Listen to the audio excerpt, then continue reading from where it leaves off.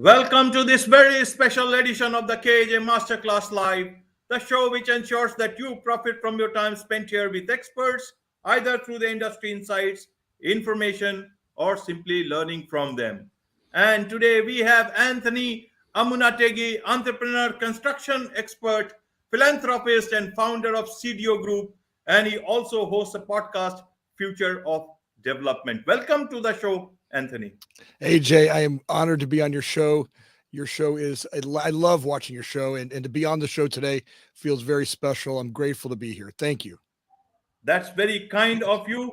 Welcome once again. Welcome to the show. Welcome to India. You have been to India before. I'll talk about that too. Today we'll be talking about the future of construction and development. So, Anthony, first, as you mentioned, you have been to India. You've seen a lot of construction here in India. You are aware about this, but for a lot of people who are not aware about the construction, how you people construct, we only know the final output, what you have constructed. We don't know that process. So we'll try and understand about the future of construction, the future of development. First, to understand, Anthony, how did you get started in construction? Because then it will give a good background into what exactly how you started into this line. AJ, I started young. I got into this completely by accident. I started my career as a salesman selling stocks and bonds. I was going to be an accountant. I worked my way through school, but the most important thing I learned was how to sell, right? How to talk to people. And I worked for this old man, and he had me on a phone every day calling and asking for customers. And I would spend hours and hours and hours and hours, and he would never let me put the phone down. He said, just you keep dialing, you keep dialing, you keep dialing, you just keep talking to people, Anthony, and we'll get business. And I said, okay. And it was all about hard work. And he really taught me how to be relentless and just have that attitude of no matter what, the success wasn't about any one particular thing. It was about everything. It was about doing everything you could every day to put the work in. And that was great, right? So at the time I was going to be a stockbroker, and being a stockbroker was kind of fun. And I was young, and people in my office were making all kinds of money. And then the stock market crashed, and we were broke, right? It was tough times for everybody. And I started a small little business painting houses. And I worked my way, I went back to college. I hadn't graduated college yet. And I went back to college, and in that I was painting houses, and I'd get my friends to go and help me paint houses. And at the time I was broke, right? We were kids, we were young, and it was fun. And we'd go to customers, and I would dress really nice and clean, and I'd put a nice shirt on, and I'd walk up and say, ma'am, I'd like to pressure clean your roof. And in Florida, they have these cement roofs, and you go and you clean them. And I would say, hey, we'll charge you $100. And the lady would be, absolutely, $100 to clean my roof. That'd be great. And she'd pay us $100. We'd make $100 or maybe $50 a piece. And it was great. And you do 2 or 3 of those a day, you're doing pretty good as a young man. And then all of a sudden we'd say, hey, we notice your roof needs to be painted. And maybe we could charge you $500 to do that. And you buy the paint, and we could do that for $500. And they would go, yeah, we would like to have you do it. That seems fair. And we'd make $500 in a day. And we would do 1 or 2 of those a day. And all of a sudden we're like, this is great. Right. And, 5 young kids making $500 a day was like, wow, that was just unbelievable. And somewhere in there, I got into commercial painting, doing a couple projects. And the first one I did was a mess. The contractor who hired me, he took me, right. He got me, he realized I didn't know what I was doing. I think I got a contract for $5,000. I think the contract was worth $15,000. But it didn't matter. All I wanted to do is learn how to show up on a job site and do things, right? It wasn't about the money. It was about learning. And he taught me how to buy insurance and how to write contracts. And yeah, did the guy take me? For sure he took me. But there was something about getting in there. And then I learned, right? All we are when we run a business, it's always the same thing. All businesses are the same. It's getting an idea, right? And then we go in there and then we expand. But then we organize, right? So you go, and so I figured out how to do painting on houses. Great. Now I want to go do it on a commercial job site. Great. So you expanded to do commercial work, and then you got a little chaotic because the guy took me, right? But that was great, because the truth was that I learned how to organize. I learned how to bid a project properly. I learned how to get insurance. I learned how to do payroll, right? And that's organized. It's all we ever do when we're running a business. It's always about expanding and organizing. And people get that all messed up. They think it's all about, do I have the perfect, cards, or do I have to have the perfect uniform? Or nope, it's about going out there and being relentless about getting work, figuring out how to do it properly. Expanding and organizing is kind of the key. So that's how I got in. I got in there, and slowly I got a company saw me do some work, and they asked if they could hire me to come on there to work for their company. And I started with a company called Discovery Zone back when I was about 22 years old. And from there, I went to Boston Market, and then I built Einstein Bagels, and then I built Panera Bread, and then I started a company called CDO Group, and that company I've had for the last 25 years. And now we build about $100 million worth of construction in all 50 states. And there was a lot of expanding and organizing throughout that whole period, right? Every time you take another step, every entrepreneur would tell you, you wake up feeling a little bit like a fraud, right? You have to learn this. No one knows this stuff. You're not born to be an entrepreneur. You learn it, right? And that's all that stuff kind of happened. And we can talk a lot about how to kind of grow through that as we talk today. Right. And now you are in general construction and construction management, both. I saw some of the pictures on your website, and those were lovely. I would say, with so much of space, and in between, you people have done a lot of work, a lot of brands that you have worked for. I will come to that part. But first, from the journey that you started, a lot of people want to get into construction line. They are not, just like you started perhaps accidentally. A lot of people begin wherever they get their first job, they start their work. But you learned, and you learned well, and that is why you are at this position. But a lot of people, in spite of knowing that they have to learn, forget to learn. What is it that inspired you to learn when you were into a line which you were not sure that you will come to this stage? What would you say to a lot of people who get into a line? You started with a stockbroker. You get into a line and you just don't feel good about it. But one thing they forget is that they need to learn. And that is the path that leads to greatness. I want to understand, for the audience, for the young generation especially, because the world is changing, you just don't know what is your first job, second job. And you don't know where you'll go. Everybody is not going to go lead a life with the aid of artificial intelligence. It's going to, many will have to be doing work on the ground. How do you learn when you have the need to learn? You are in that process, but you don't know. Can you tell something about that? Sure. It's a big conversation. I meet entrepreneurs every day, right? With the podcast, I interview them all the time. And I've watched entrepreneurs come and go. And people ask me, what's the secret to success? Well, it's a kind of a formula, right? I mean, if you look at being an entrepreneur, it takes work, right? First of all, don't become an entrepreneur unless you are really willing to work. Don't mess yourself up. If you're not willing to put in work, relentless behavior every day, go get a job, right? Entrepreneurship is not for everybody. It sounds good because you see people make money, but that's the end of a journey, right? Most people in the entrepreneur world, you don't realize it's chewing glass every single day, and looking over the abyss every day, thinking I'm going to fall down and die in nowhere. Being an entrepreneur takes work every day. And if you're not ready to take that on, it's better for you to go take a job and start to learn some skills that will take you somewhere a little bit different. It's going to take you a while to be able to learn how to do that really, really well. And so getting into, we'll get into how to get into being an entrepreneur. So it's not something you're born with. Nobody is born an entrepreneur. Now, when you're willing to go do it, you find a skill. So for me, I got into project management because I had worked for these companies, and I realized companies like Blockbuster Video or Boston Market or Einstein Bagels or Panera Bread, they were all great companies, but they were focused on restaurants or selling chicken or renting videotapes. Why did they have a construction department? Well, they wanted to grow, right? They wanted to grow, and they couldn't trust general contractors, right? Because the general contracting business, we'll talk about that in a second. it's a mess, right? The way construction works, it's a disaster. The way the old school construction is, it's about to change dramatically with what's coming down the pipeline with artificial intelligence. It's about to change. It's an archaic business. And for them to grow, they had to get a team of people that they could trust, people that worked for them, that had their best interests in mind, people that could go out and bid projects and find real estate, negotiate leases, and make that process happen a lot better.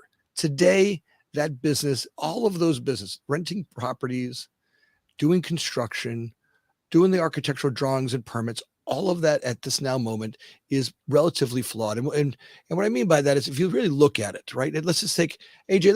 Let's just take an example. You've been to a Subway, right? Have you been to a Subway sandwich shop, right? Yes. Let's say it costs about $400,000 to build a Subway sandwich shop, right? Let's say they're going to spend $400,000, right? And an owner says, well, all right, I'm going to go out and find an architect to do my drawings, but I don't want to pay him a lot. Right. So he goes and finds the cheapest architect that he can find. Right. And this guy says, one guy says I can do it for $8,000. The other guy says I can do it for $7,000. And the other guy says I can do it for $6,000. The guy goes, oh, that's my guy. Right. So now the $6,000 guy, he had to lie to get the work. So he can't really do a really effective set of drawings when we cheap him out, right? When he doesn't have the time, and when we don't pay him enough for his people to go there and spend time, because really our great architectural work takes some real knowledge. You have to look at the building. You have to understand the process of it, especially when it's second generation projects. New work may be a little bit easier. If you're a new building, you may have a set of baseline drawings that are better. But anytime we're moving into an existing building, it gets complicated, and people need to think. Right? Anytime we're doing something dramatic, you have to think. And when we cheap out on the beginning stages of an architect, and his drawings are flawed, now we spend the rest of the people in the process all have to deal with flawed information, and the business is plagued by that, right? So now we go out to bid, and the owner wants to have 5 or 6 general contractors bid. So we say, great, here's 5 different people. You guys bid on the project, right? And now each one of those contractors has 20 different subcontractors that has to bid. So now you got 5 companies. They have 20 different 20 different subcontractors that they have to bid: electricians, plumbers, HVAC, tile guys, lighting, all the different subcontractors that have to do the work. Now those guys want to get multiple bids from multiple guys, right? So they go, hey, I want 3 electricians to bid. So now each contractor has 20 different line items they're bidding to 60 different subcontractors, right? Times 5 companies doing it. You've got 300 companies that are bidding to do one $400,000 job.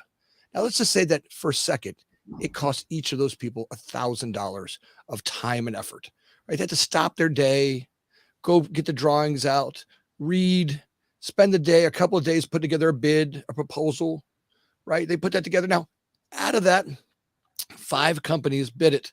Only 1 gets it. Now, the guy who gets it had to lie, right? The whole business, they had to lie, right? Because the guy that said I could do it for, $450,000, there was someone came and said I could do it for $425,000, and the guy came and said I could do it for $410,000, and then someone said I could build for $400,000, and the owner said I'll take you. Now that's on top of there's already 4 companies who none of them got to work. None of those people, and none of the subcontractors. So the industry itself has already sucked out cash from the business from 4 companies who didn't get to work. And now the 5th company who got to work, right, they've lost plenty of other jobs, and their margins are already too low. So now they have to cheap out on the job. Now they tell you they have 5 carpenters to show up, and only 2 of them show up. The carpenters don't show up, and the electricians can't finish their job. And all the people that are on the job are already shortchanged because they had to bid the project. So somewhere in there, they affect the time and schedule. And that's why construction runs with such brain damage, right? Somebody wants something for nothing, and it ends up costing everybody everything. And our world it's the most environmental waste in the planet. People want to go out and turn off their lights and think they're saving money by turning off their lights when they leave a room. Stop bidding projects the way we do it. It's gross. We spend hundreds of thousands of dollars a year on wasted time and energy and people's efforts by doing it. Now, as artificial intelligence comes to the game, right, we're already seeing it. Architectural drawings are being done by AI, and it's going to make the most abundant drawings you will ever see, right? Artificial intelligence will be able to pull from all of the materials around the world, It'll figure out what's available, where it's at, the best products that'll work for that detail.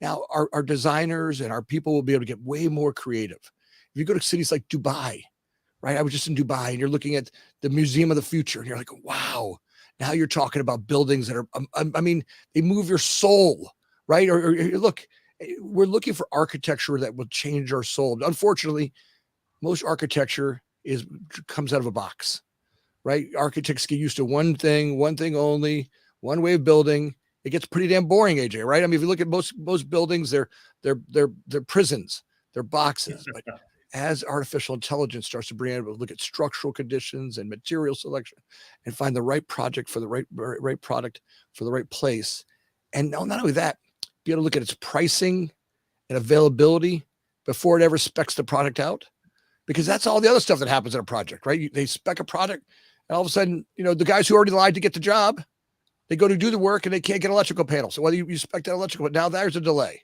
Those delays cost everybody money, time. And everybody wonders why the construction business is so angry, right? Construction people work their ass off. If you look across this world, the world is beautiful because of hardworking construction people. They work their asses off. I would say restaurant people and construction people are some of the hardest working people in the world. And they're proud of the work they do. They deserve to get paid for it a little bit better.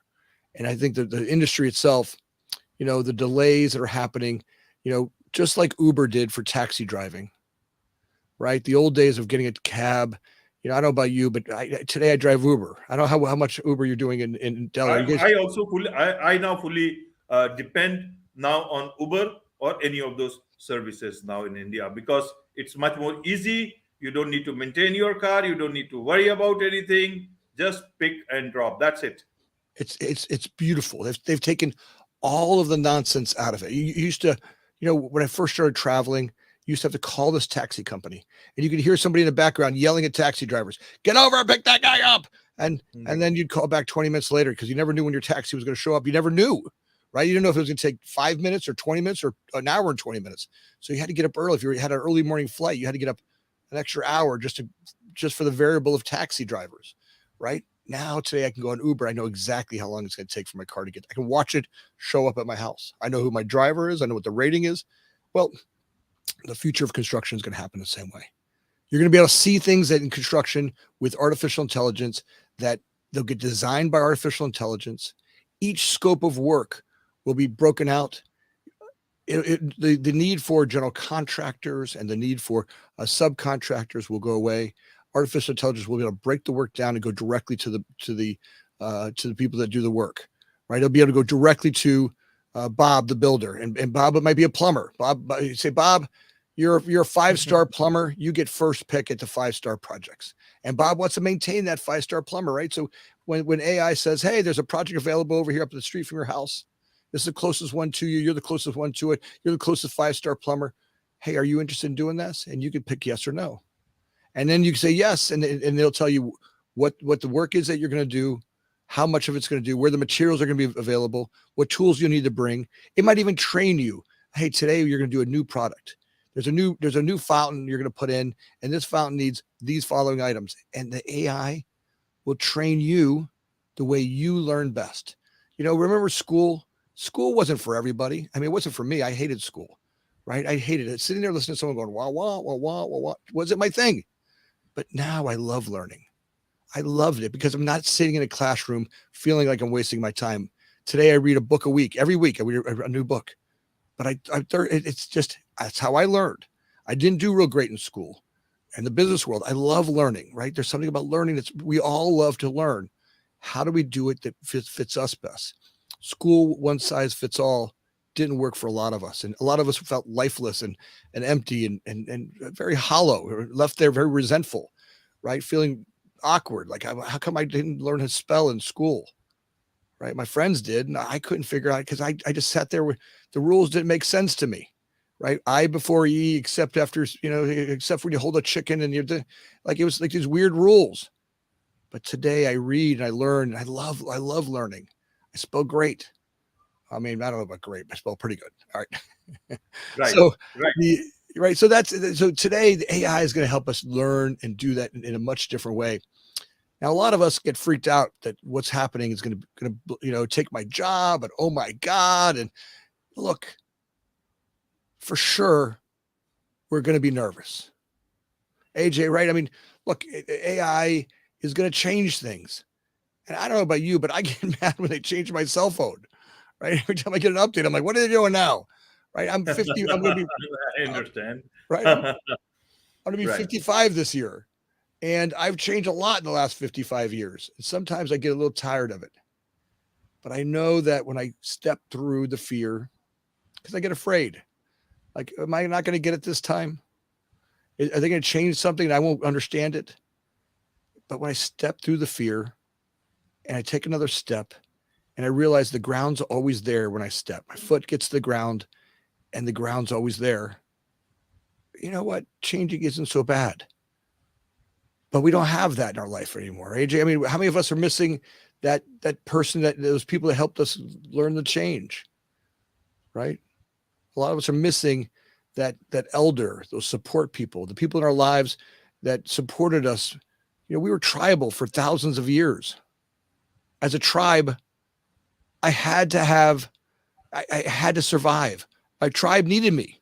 If I died, who's going to feed the elders? Who's going to be the hunter? They needed the young person to learn. So you trusted that your elders had your best interests in mind because they needed you as much as you needed them. Today, we don't have that, right? I mean, AJ, a lot of people are walking around feeling like, who's got my back, right? The only place I get any information is Facebook or Twitter or Instagram. I get some likes. That's not the same, right? So the best we can do is find communities of people that we trust. Find people in our lives that we can surround ourselves with. Right? I mean, how do you do it? How do you find people in your life that you can trust, that support you? Right. You meet many people in your life. You keep the good old ones, and you find new ones. You continue to add to, like, to relationships. You keep on giving to the relationship. The relationship will give you back. It is not about mutual benefit, but it is about building relationship. That's the way I am, at least, and it has never failed me. When you need to network, it is purely for network purpose. But then ultimately, at least as an individual, I always look at the relationship part. And if it works, it works. The business is a part of it. If it works, it works. Otherwise, you are still good, like two human beings, good human beings. That's it. That's the way it works for me. But tell me one thing, Anthony, that how have you adopted all this technology you started in 1998 with this CDO group? And today, with the way you are talking, you seem to be not only present ready, but also future ready. Not everybody is in that position, especially in the construction business. How did you manage? Now, you are not an individual. Just on LinkedIn group itself, I saw your company's group, just there are 58 employees. And then there are many people down there. So it means it's a big company, lots of people. So if it's not only about you changing, how did you not only get this thing of being ready for the change, not only for yourself, but also for a lot of people whom you lead? Because leadership is not easy. How did you manage to do that? So both the things, from the construction part as well as the leadership, the people management part, how did you manage to do both the things so that you all are future ready? And when you are future ready, your everything that is at stake is well taken care of. The ground is there as you walk into the future. You know, AJ, I wish I could take all the credit for any of this. I take none of the credit. You know, I'm lucky, right? When I look at life, I think it's more, no one knows what they're going to do. I mean, you know, people ask me, what are you going to do when you grow up? I still don't know what I want to do when I grow up, right? I've got 9 different companies, hundreds of employees in different companies that work for us. And when I look at the businesses that we run and why we do what we do, it's all, to me, it's never knowing what I want to do next. It's more about knowing what I don't want to do next, right? Life's this kind of experiment.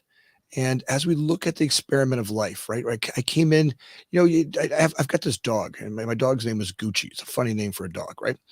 Gucci is kind of this cute little dog, right? And she comes running into a room. Anytime you take her off her leash into a new room, she kind of runs around and she smells everything. And she's just full of energy. She wants to smell everybody and say everybody, kiss everybody. She's a happy little dog, and she runs around checking it out. Well, that's how I kind of was as a young man, right? I got on this planet, and I was like, look, there's pizza, there's dancing and fun and life. And you went around and you really had this experiment of it. Well, just as much as I found some good stuff, I found some bad stuff too, right? There's been ups and downs as a man. Life has never been so abundant, right? The other day I went shopping. I go to this place. It's called Costco here in the United States, and Costco, everything's supersized. You get 35 rolls of toilet paper. You get 20 rolls of paper towels. Well, I wanted some muffins, right? These muffins were like the size of your head. And I wanted some muffins. So I got a 6-pack of muffins, and I was checking out, and the lady goes, "Sir, we sell those only in 12 packs." I'm like, "Well, they're packed in 6. I only want 6." She goes, "Yeah." I said, "This way you can pick 2 different kinds, but you have to get 12." I'm like, "I have to have 12? I mean, 12 muffins the size of my head?" I go, isn't that a great description of what's going on the planet today? Even in the places where the developing countries, where they're developing, it's happening so rapidly. What's about to come into our world across the world is abundance, right? The AI will bring us more abundance than ever before. It's already starting. The amount of abundance that we have in the developed countries is overwhelming. Now, my judgment is that a lot of us are overwhelmed by all of this, right? We're all drinking off what I call the fire hose of life. Right? It's overwhelming. Like, oh my God, should I do this or should I do that? When I was a kid, you had one choice of blue jeans. Today, you have 700 pairs. I mean, you can have 7. My kids have 20 pairs of blue jeans. It's amazing what, the abundance we have in our lives. And sometimes that all those opportunities makes me a little confused. Now, what I tell people all the time is the most important thing is take care of ourselves. Look, I've got to sleep every day, 6 to 7 hours a day. I operate really, really well somewhere in that 7-hour range, right? If I get 7 hours a day, I'm pretty good. If I eat 3 square meals a day, solid, healthy meals, right? If I work out, if I move for an hour a day, I move my body and I get my heartbeat up every single day. And then I got to work on others, right? If I can go help other people, right? Something happened in my life the day I realized, look, I promise you, I didn't know how to do this. I watched people that were happy and I said, how are you doing this? And they would help others. And then all of a sudden I would help somebody else and I'd go, wow, that felt pretty good. Right? When I help others, all of a sudden there's a gift in that. Same thing happens in business, right? When my early businesses were about me. Me. How do I make money? How do I make money? How do I make money? How do I make money? How do I make money? And okay, maybe that was a need at the time to figure out the business. But as I grew, I started realizing if I wanted to have a team of people that I could count on, I had to take care of them. Now, when I changed the business from me working on making money to me taking care of people that work for me, and every day, if you focus on the people that work for you, if you make them better people, and what I mean by that is help them, their families, their lives, if they get to training and the stuff that they need to live better lives, it's a dramatic difference in what happens in the businesses that we run. It's dramatically different. Now, my real judgment is that most of us carry around. You ever see Santa Claus? Yes. Right. Santa Claus got that big red bag over his shoulder, right? Right. Oh, Right. AJ, I say that big red bag. We all carry some sort of big red bag, right? For me, I call it the big red bag of shame and guilt and shit. Right? There's shit in that bag, and I got to get that stuff out. There's stories that I carry that are not, they're useless. There's resentments and angers and fears that I carry in that bag that stop me from being, because look, we're stop me from being really creative. The thing I know about human beings is that we're the most creative beings on this planet. What stops me from being creative is all my anger, fears, resentments, drugs, alcohol. Those stop me from my creative nature. In me, I'm connected to generations before and generations to come. I don't mean to sound hokey. People are like, that sounds all hokey. Great. Look, forget all that. If you just know that When I'm in myself, I can be really creative, right? Great leadership, a great leader is all about, people ask me, what does it mean to be a great leader? Well, you have to be able to bring solutions, right? So great leaders bring solutions to problems where a solution didn't exist. Now, managers follow processes. A plus B equals C, right? That's a good manager. But great leaders find solutions to problems, but great solutions. They take the billions and billions and billions of solutions throughout the world and they bring it to that problem. Now, poor leaders have a limited toolbox. Their vision is small. They can't see. They do the same. They're a one-trick pony. Something that worked 20 years ago won't work today. I've got to release what I used to do and embrace that there's changes and opportunity. I was with a guy yesterday and we were talking about artificial intelligence and he's like, no way, I'm not doing it. He was cussing at it. We're in a meeting. He's cussing. I'm never going to do it. And we started talking about, I go, look, you don't have a choice. It's here. It's here now. Right. There was taxi drivers, guys who drove taxis who said, I'm never going to join Uber. And those guys are broke today. Right. And some of them are hanging on by a thread. Right. But they're not embracing it. They're the guys that said, well, I've invested. I've got this shield. I bought the shield. Instead of realizing, hey, that's sunken cost and let go of it. They're holding on to, I spent this much money. I've got to get this shield. Let go of the shield. Move forward and go into the next technology. What's about to happen with artificial intelligence is such an abundance amount of change that AI is about to change everything that we do. And it's going to be an amazing change. Now, for those of us that embrace it, right? Like any time in history, if you look back, the places in the world that embraced the change were the ones who capitalized on it. If you ever looked at why the English have such a successful country, they dominated this planet once they realized how to do shipping and how to be able to have a navy, and they went out and conquered, that this little tiny country went out and conquered the world, right? They figured out how to go and conquer the world, and they would go to countries and they would divide and conquer, and they figured out how to put a political system in place that served them well, and they grew fast. Well, the same thing's going to happen with artificial intelligence. The opportunities that are coming right now are so abundant. People that can really look and go, all right, how can I start? So today we as the companies that I own, we're embracing AI in every facet, right? I mean, today you could do, we can write articles with AI. We can write blogs with AI. We can project manage with AI. We can order with AI. The things that we can do today are abundant. Now, the hard part is when I get fear-based, right? Remember, I carry that big red bag of crap around. And one of the things if I open my bag up, right, inside that bag. That's not then the bag. The problem is not with the bag. We turn it into a baggage. That's what can we do? That's the problem. And sometimes, we carry the same thing, but we don't we forget when the bag turns into a baggage. That's the thing we humans have to remember. That's right. Being able to let go of that bag. Look at one of the rocks that are in there going, all right, I've got this story about this shield that I'm holding on to, right? I'm a taxi driver. Instead of going to Uber, I'm hold on to the shield. Hey, let's let go of that. What if I let go of that? Where can I go next? I mean, I had stories that defined me as a man, right? There were stories that I had that were in that bag that weren't very useful. When I was young, we were poor. My mother worked at Denny's, right? And I carried a story. Well, your life would be terrible too if your mother worked at Denny's. We were poor. We had nothing. Well, one day I took that rock out and I looked at it and said, that's a story that's kind of useless. And somebody helped me reconfigure it and said, all right, how about, where'd you go to school? Well, my mother sent me to private elementary school. Wait, your mother worked at Denny's and she sent you to private elementary school? Yeah, but when I used to go to school there, I used to have my pants had holes and she would sew them up and I would have all these patches and all these rich kids had these fancy pants and I would have holes in them. But your mother sent you to elementary school that was private and she was broke. And yeah, she paid for my school, my elementary school until she was 18, $25 a month. Every month she paid for it. So wait a minute. So your mother, who was broke, sent you to elementary school that was private and paid for it till you're 18 years old.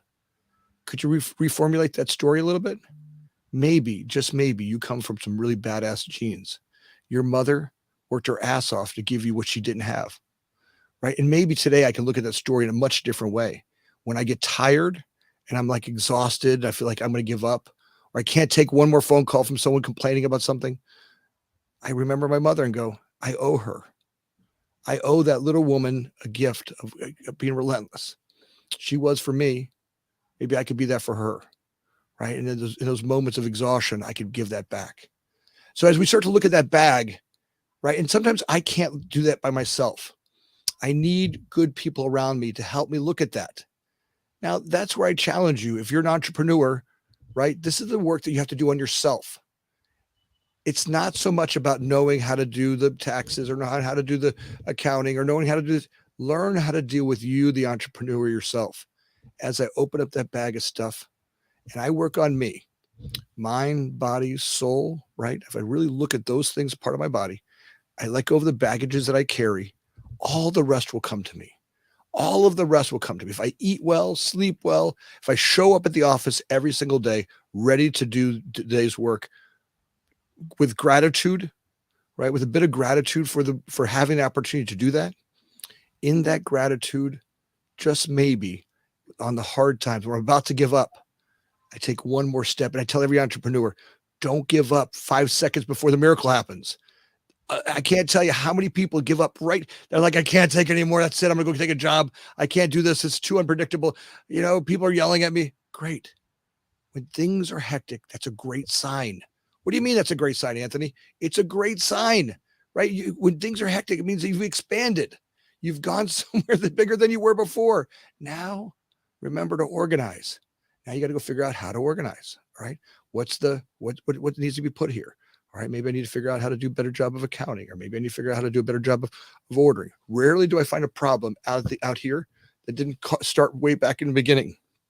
If I go back in the process and realize most of my problems I've had didn't happen at the time the problem's happening. It happened somewhere in its past. And if I can go back there and change that process a little bit, maybe I got to charge a little bit more. Maybe I got to do things a little bit differently. Maybe I don't take on those kind of customers. Maybe there's something I can change to look at the business just a little bit different that will make a huge change in what's about to happen.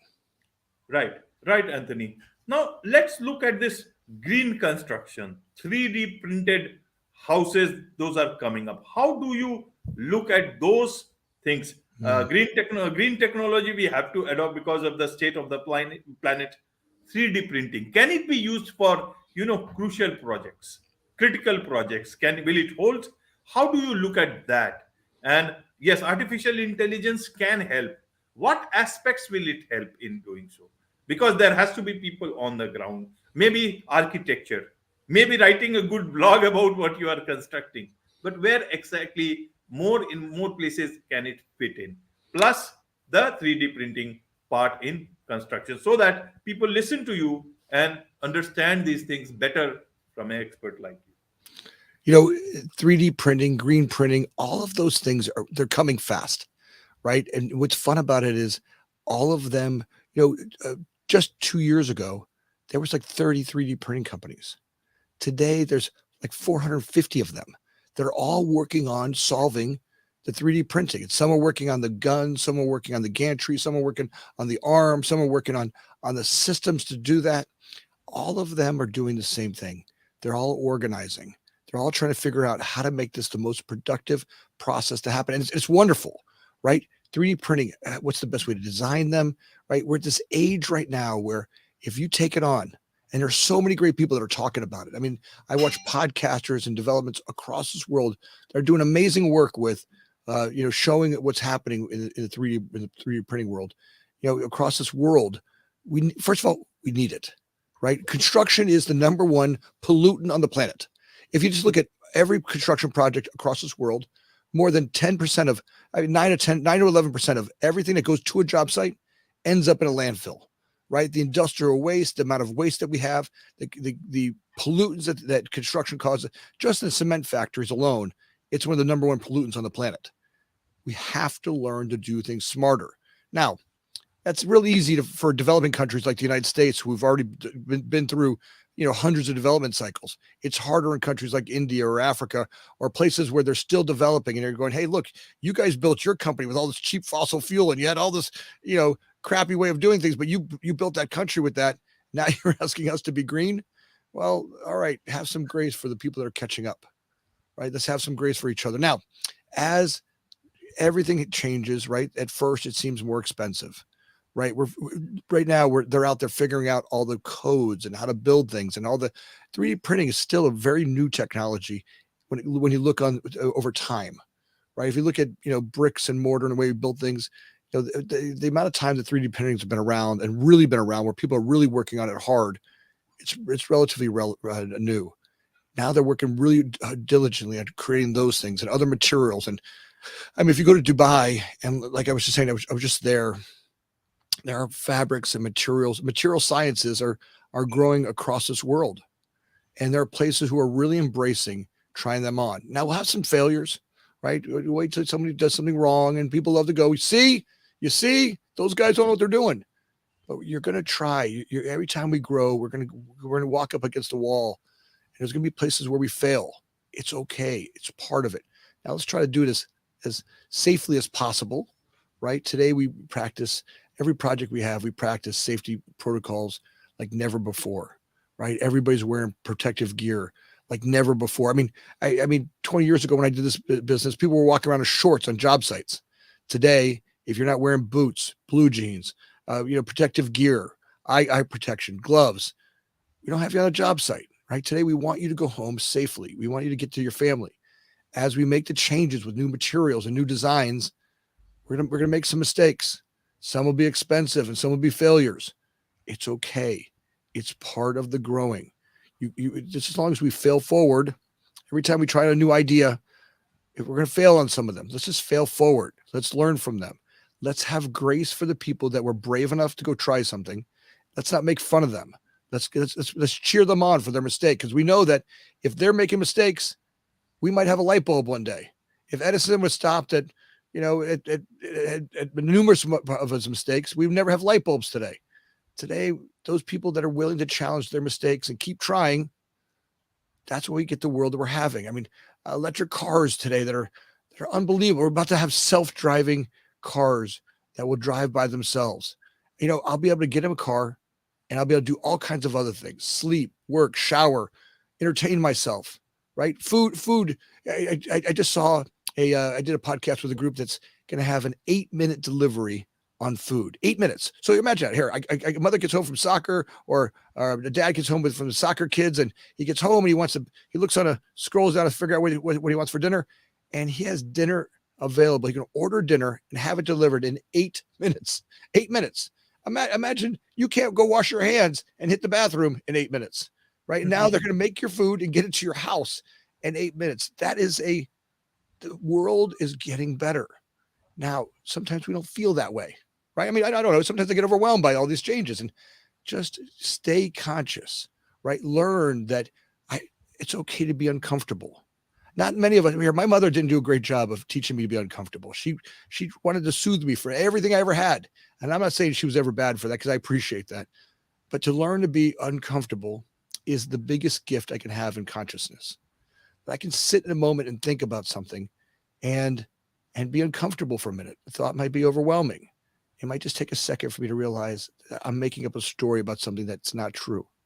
In fact, my favorite line today, and oftentimes it's on my hand. I write it on my hand. I don't have it written on there today, but oftentimes I write on my hand, how could the opposite of what I'm thinking be true? A lot of times my brain, I call him Fred. I've named my brain, right? Fred up there makes up stories that make everything dramatic. Fred loves to make me all freaked out. But look, it's a primitive brain that's still up there. It kept me alive for thousands of my lives, right? I've been around for maybe millions of lives, and I've been here. And Fred's kept us alive by worrying about dinosaurs. Well, there's no more dinosaurs today, but Fred makes up things like change is crazy, or, when I have a project that doesn't go perfect, that the world's going to end, it gets dramatic. It has the same reaction as if a dinosaur was in my bedroom, right? Somewhere in there. So as I look at it, I go, maybe, just maybe, Fred's exaggerating a little bit. If I could sit back. Now, I try to get a practice with the leaders that I work with, to have them spend an hour a few times a week in full thought. Turn off their devices, lock their doors, turn off their computers, turn off their watches, spend a minute with their head down, a pad of paper in their hand, and just free flow on a couple of ideas. Now, getting them to walk away from, or getting me to walk away from my phone, because I'm physically attached to that damn thing, right? People attached to me can talk to me that instant. Stopping and getting myself into a thinking mode may be one of the best gifts I've ever given myself. How could that be true for all the people that work for us, right? How can we have some grace for them and say, all right, let's take a deep breath, and a couple times a week, let's spend some real time in shutdown mode, where we just think, take 2 or 3 ideas and just put them on a piece of paper and free flow some thoughts. It's amazing what we come up with. Right, Anthony. Tell us about how do people connect with you, and especially for your podcast, The Future of Development. So it's a Future Development podcast. We just rebranded. It's now just came out in the last couple of weeks. We just so you can find us at Future Development Podcast, but you can also find us now. The new name just came out, Future Factory. Right? We hired a company to come in and go, all right, what's how are we doing well? And I always encourage you to look at your businesses and have people come in and look at tear your business apart for you. So when the guy comes in and goes, well, look, Future Development Podcast, that's too long. And so we were getting 20,000 downloads a week. He's like, look, you got to shorten that name. So we came up with Future Factory, and it just relaunched Future Factory in the last few weeks. So you can find us at Future Factory. You can also find me on LinkedIn, Anthony Amunategui, Amunategui. And you can also email me at anthony@cdogroup.com. And AJ, I am so honored to be on this show with you. The work you do is amazing. The people you have on here, I'm just grateful to be one of the people that got to be on your show. Thank you. Thank you. I've got one last question, Anthony. My last question to you, Anthony, is that you see the path that you have traveled from working with the old man, the stockbroker, learning things, moving into painting, and all this, and now the CDO Group, 1998, today talking about the future AI. You are embracing it like I haven't seen anybody so positive about AI, and I respect that. I'm still trying to understand things better from people like you. Now, one who is so positive about the future, even positive about AI. Why am I so positive? What Why am I now? Because you indeed covered a long path.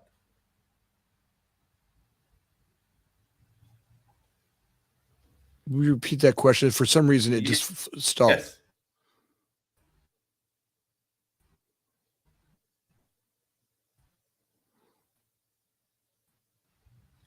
Oh, Anthony, did you get my question? No, say it one more time. Okay. So what my question is that what after having achieved so much, standing at this position, looking at the future so positively, what is it that you seek for yourself now? What is it that you want to walk towards into the future, and for what? It's a big question, right? What do I want to do when I grow up? Right? That's always my question. What do I want to do when I grow up? Well, I start to notice that as I move forward, right? The companies that I build, right? For me, it's about how do I work with others, right? The game I play today is I want to be the leader of leaders, right? How do I work with others and make them the best that they can be? The most fun I'm having right now in all the work that I'm doing is working with great leaders and helping them become even better leaders, right? For me, that's the gift, right? Helping them really sharpen their blades and be ready for the work they're about to do, knowing where all their parts and pieces are, and maybe even sharing some of the things that worked for me, right? Today I spend, I get 6 one-on-one. So as we changed the company and other people took over running the company, the CDO Group, right? And other companies, I have other people who run the companies.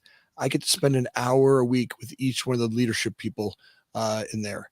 And at first I thought to myself, when I do that, I'll have lists of questions. I'll have check on this and check on that and check on this. And when I first thought I would do that, that's what I thought would happen. And the truth was, what I do on those one-on-one meetings is I spend time checking in with them. How are they doing? What do they need? What's going on in their life? How are their families? When we take care of the human, right? What you know about human beings are we're the most creative beings ever. Why am I so positive about the future? Because I know that. I know that intuitively. I've never met a man, no matter where I am in the world, or a woman, no matter where I am in the world, that doesn't want better for them and their families. Now, sometimes people show up scared. I get it. People show up really, really scared. Am I going to have enough of this? Am I scared city? Am I scared? Yeah, okay. People do weird things when they're scared. Just know that. But what I do know about people is that ultimately we all want to belong to a group. We all want to be part of something, and we all want better for our families. Everybody that I've ever worked with ever wants better for them and their families, and they want to be part of contributing to that. So that's why I'm positive about the future. It's what I know about human beings. Now, the media, they love to tell you all the bad stuff, and they want to tell you that the blue guys and the red guys and these guys and those guys and the Russians and the English and the Chinese and oh my God, because if they have some drama, we all get high on it. So you might as well go get drunk. If you want to get a high on the anger and the drama that the world wants to put out, you might as well go have a shot of tequila, right? You might as well, because at least then you're drunk and you don't have to deal with it, right? But today, the media, and there's parts of the world that get paid by getting you excited. And it may not be for our best interest. It may be for their best interest. Now, sometimes that doesn't feel great to me. As we look at people and go, all right, I'm not here to excite everybody and get them all scared. I like to find ways of helping people go through the future and hold their hand. Hopefully I can be an elder that can bring elder energy to our community. How can I help those that are walking through this and hold their hand and walk through it with them together? And same with the young people. They can hold my hand. Every single day, I'm surrounded by young people who are just doing some of the most amazing work in technology, and they hold my hand. I mean, I've got a guy that walks in my office 4 or 5 times a day to help me through some AI thing or something we're working on because I don't understand it. And I learn it through them because they're right on top of it. They're living it. They're born on it. And now I get to surround myself with them. And as much as I learn from my elders, I learn from those young people, because just like my tribe needed the young people to survive, I need them to survive. I need them to be great at it, because without them, we together aren't going to get through this thing. So it's a gift as we look at each other and say that, right? As I look at those young people in the places where I'm scared and just realize, okay, maybe I'm just a little scared. Am I going to be significant? AJ, as I get older, am I going to be significant? Right? I've gotten some significance out of running these companies and doing all this work. Am I going to be significant as I get into my old age? Are they going to see me anymore as valuable? Right? That's always a question we're asking ourselves. And in our society today, I don't want to be disposable. I'd like to be part of continuing an energy from my tribe that supports them and they support me as I go into this next stage of my life. So that's, I think, the gift to look for. Wonderful, wonderful. On this positive note, it's a wrap on this very special edition of the KJ Masterclass Live. Thank you so much indeed for joining us. Thank you, AJ.